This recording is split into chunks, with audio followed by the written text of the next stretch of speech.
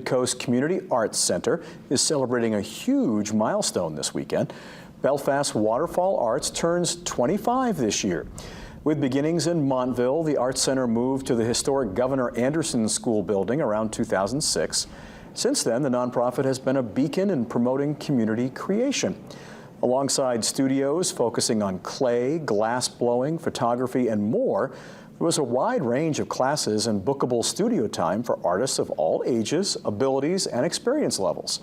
For Waterfall Arts, the anniversary is a testament to the importance of providing a space to cultivate creativity without barriers. I just feel like giving people the space and the time and the materials to be able to express themselves creatively makes the entire world a better place. So I feel really passionate about that. And of course, what's a birthday without a party? This Saturday, Waterfall Arts is inviting the public for an open house with artist demos and an exhibition opening. Portals into Our Future features 25 Maine Base artists with the aim of showcasing the vast variety of creativity that lives in our state.